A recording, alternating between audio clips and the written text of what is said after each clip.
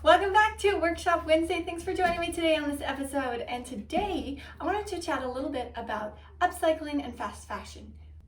Now, the thing I love most about sewing is it gives us the opportunity to really be in charge of our wardrobe. And if we want to make any change in the fast fashion industry and create new avenues and new opportunities for building a wardrobe and the garments that we have in our wardrobe, one of the things that does sneak up on us, however, and seems to always be an issue, is having garments that we just don't wear very often. Whether it's because they don't fit quite right, or we just don't like the style, or we just don't have an occasion to wear it to.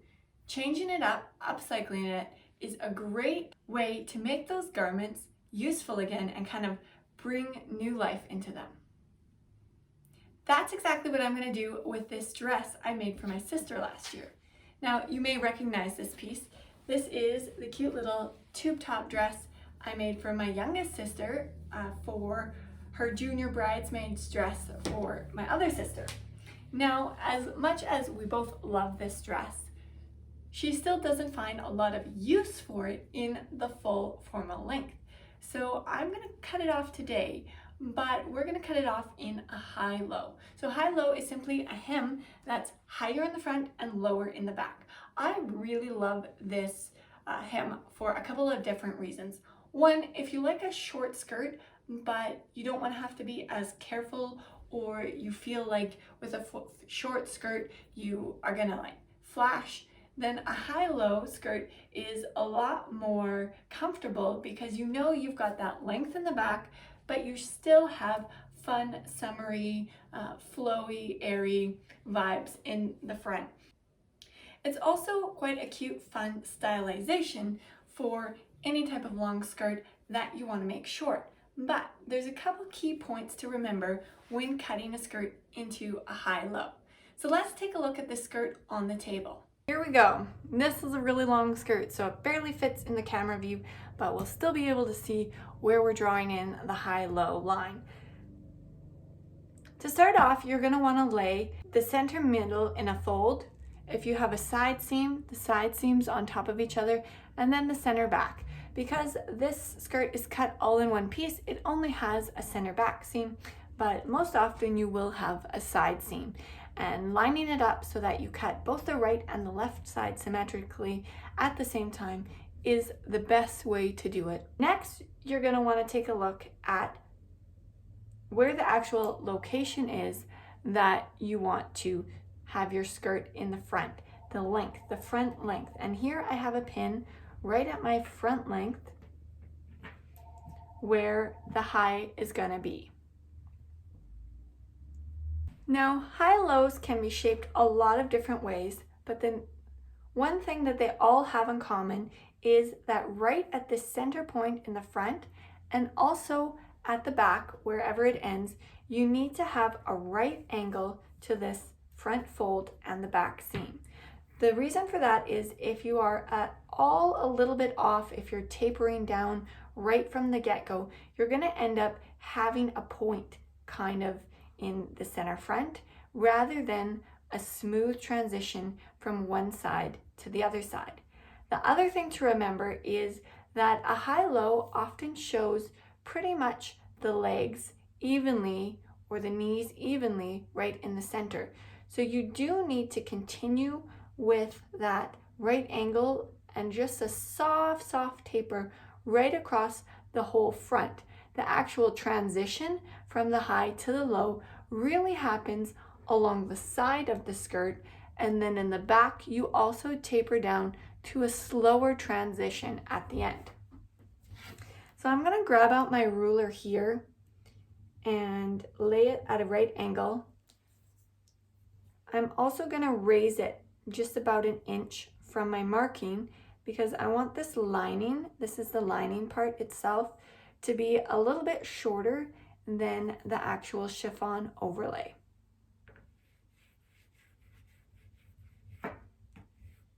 Next, I'm going to move my ruler right to the bottom. I'm going to pull this down a little bit. The bottom corner so we can see where we want the low part to end. Now, I'm also going to bring this up a little bit more, and I'm going to have a little bit more contrast on this skirt in the back, so the chiffon is going to hang down even a little bit longer, just because the chiffon is so nice and flowy. And since it's now high-low and the chiffon is sheer, it really is a nice transition, even with a little bit less lining, and then we won't have the lining sticking out as much when the skirt is flowing and in movement. The other reason why I'm going to do the lining a little bit shorter in the back is then we have a little bit less of a transition from our long to our short. Because this skirt is so narrow, we're going to have to dive quite sharp to kind of catch the length of our tail. And we don't want the back tail to be too narrow, otherwise it will have too much of a tail effect. We really need a very slow transition across the whole back and a slow transition over the knees, and do the actual tapering from the one side to the other on this side area. So I'm just going to use my curves here and play around a little bit with joining this high-low together.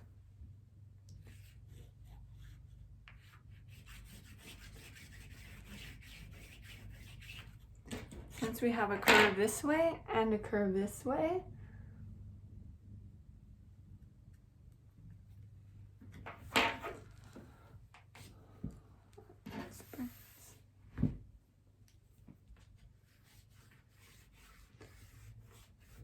we'll be flipping this ruler around.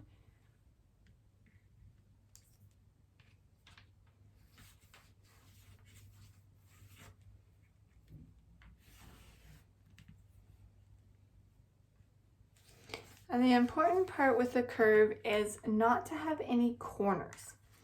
So this is something that I'm constantly telling my students, and it's something that I heard in school all the time, is make sure you have a harmonious transition, a harmonious curve, so that you don't have corners and angles in your finished product.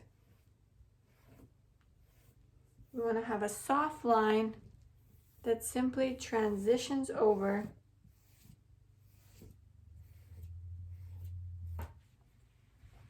and I'm going to err on the side of cutting out more over the leg and a little bit maybe narrower down as it fades out, just because this is the lining layer and I want to make sure that even in flow and movement, it's the chiffon that people are seeing most of the time. Because of the high-low, you do see the lining, especially like between your legs when you're looking into it. And so having a lining that you like, that's a great color for your garment, is important. But we still want to ensure that you're seeing the top fabric the most often. Okay, so this line, I'm not sure how visible it is in the camera, but I'm going to just give it a little trim here. Because this is a jersey that doesn't fray or ravel at all, I'm not calculating any extra length for the hem because I'm just leaving the cut edge raw. So it will just hang nice and smooth and thin down. Just going to continue following my harmonious curve around this corner and ending at a right angle to the back, center back. So when we open this up now, you'll be able to see how important that right angle is.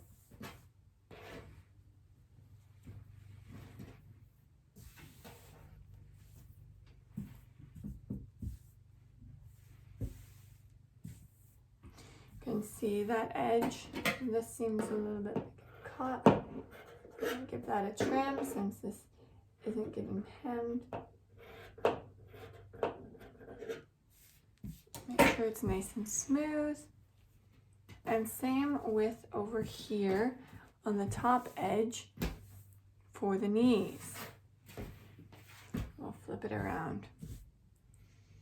So it can feel a little bit off to have such a long distance kind of smooth over the knees and at the back, but it's really important to, now that we've been able to open it up and take a look, you can see that if you imagine kind of two legs, you really do want to have enough of an opening at the top that it looks intentional. If you cut it down too quickly, you really just don't get that high effect from the high-low. And same with the back. You need to have enough length that you have that rounded edge at the bottom, otherwise you get just a pointy, kind of pointy tail. So now that we have the lining cut, I'm just going to bring this chiffon into the picture. Because the lining is so much narrower than the overlay, we can't follow the same curve for cutting our high-low on the overlay as we did for the lining, but we can follow the same kind of proportions of how much of the skirt we cut at a right angle to compared to our transition and then the back. And how it's divided up is it's kind of about thirds. We've got about a third that's pretty straight, a third where most of the transition happens, and then it tapers out again. Because I want to make sure that even when this gown is in movement and flowing, that we have more of the chiffon showing and less of the lining, even when the chiffon is swinging around, I'm going to make sure that that taper really happens quick enough and we have a lot of extra length and flow in the back while ensuring that it's not going to be hanging down too much in the front. Because this overlay was also cut as a true quarter circle skirt, the curve on the waistband that gets pulled straight to create that straight waist is even, which means that the fullness around the flow of the skirt is pretty even. So dividing it up in about those thirds will match up really well with the lining. So I'm just going to fold this lining out of my way and pull the skirt down and cut it again so that it is right and left on top of each other. So here we go, let's try this. Hopefully you can see the whole skirt well. And I have once again my pin here in the front for the front length that I want to have on the new finished skirt. But on this side, I'm going to actually add an extra inch because I want it to hang over a little bit more over the lining. And I also want to have enough length for seam allowance. Now I'm just going to do a very slight right angle here because we are veering quite quickly into the rounding of this 1/4 skirt. Here on the table you can see really well that it's a 1/4 skirt. So to continue a straight cut across the front, we actually need to kind of curve up right away. To follow that curve, if we're going to follow the same distance, the same length across the front, then we need to kind of curve it around, but we definitely still need to start with a right angle at the front to avoid any kind of V shape. So once I've gotten to right about a third, I'm going to start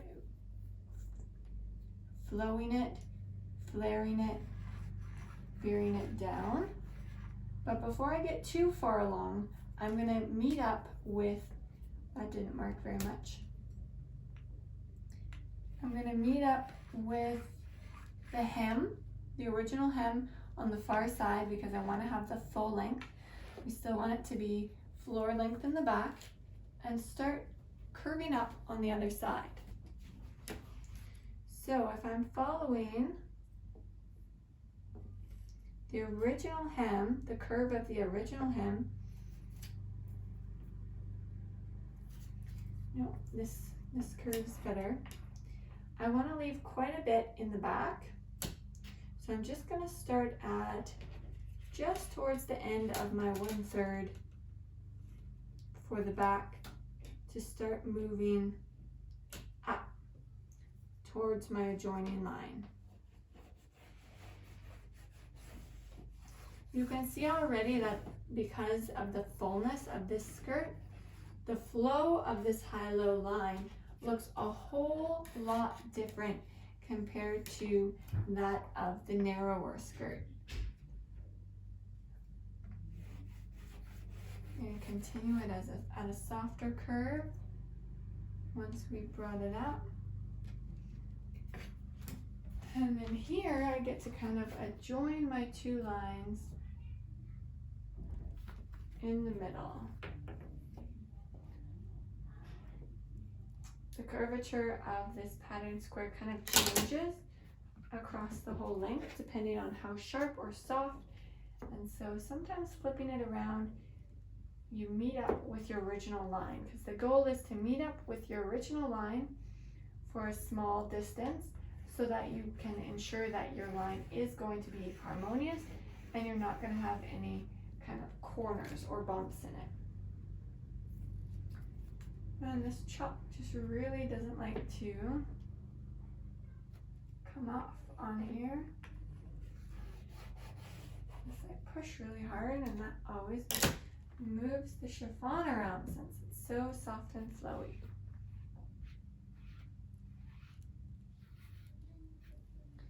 So I'm just gonna take a look here at how it joins up with my original line. Double check that I'm happy with this transition.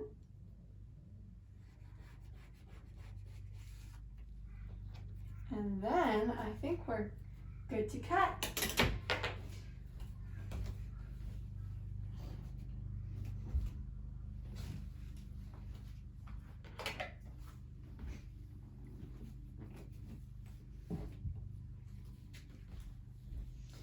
No, you probably can't see the line as well, especially because we had to zoom out so far for this angle. But I'm going to give this a cut here, and then you'll be able to better see the actual line or flow that's needed for a fuller skirt in a high-low.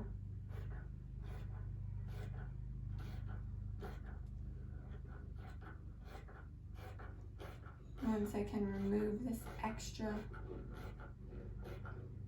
bit.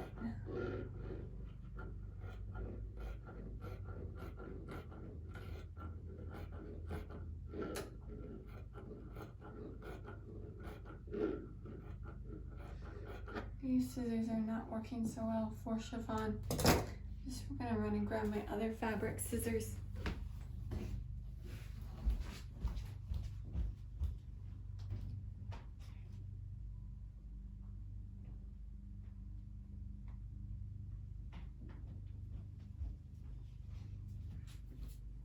Here we go. Some scissors I find work better for thicker, heavier fabrics, and some for finer fabrics, and these scissors are my favorite ones for fine fabrics.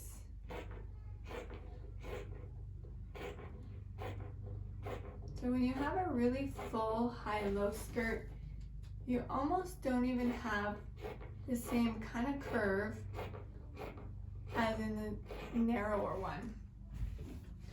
It's really quite a smooth line.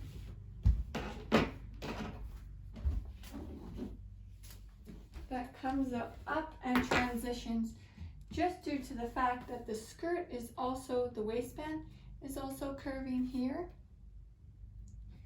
So by the time it flows down and comes together,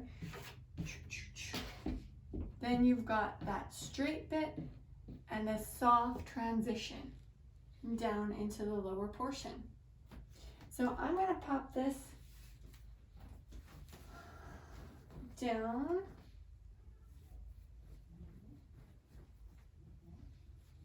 We'll take a quick peek at what this looks like with our lining and the flowier sides. And then of course the straighter edge along the top. I'm really liking the look of the flow of this. And it seems kind of almost counterintuitive when you're like looking at cutting it to really just do the transition on the side, but to create a nice high-low flow where you've got the soft transition on the top, soft transition on the bottom, you really do need to do the majority of the distance change on the side. So I'm going to finish this hem off on the chiffon with just a nice rolled hem like I did the original one. If you know me, you know I love my rolled hem. Here we go. So this is what the transition is looking like. It's really, really important to have enough of that kind of straight edge in the center to have those knees showing and have a soft transition across the back as well.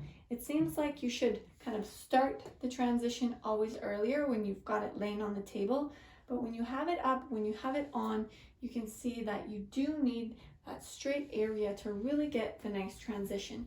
So I'm going to take this to my sewing machine and finish the chiffon off with a nice little rolled hem, and then we'll take a look at it on the mannequin.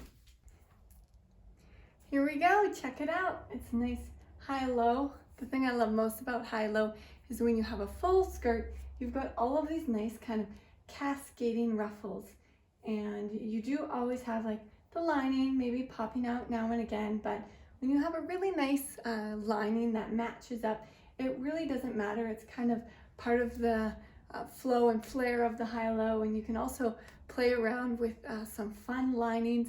I've always wanted to do a high-low skirt with a lace-lined lining so that you only see the lace on the inside. Haven't got there yet, but maybe someday. But you can see how important it is to really have enough of a straight across kind of over this area too when you see just the full hang and drape and flow, because if you just start to taper right away, then it closes up so much.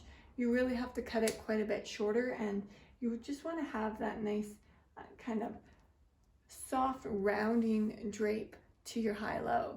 So let me ask you, do you have anything in your closet that you love enough to keep but not enough to wear?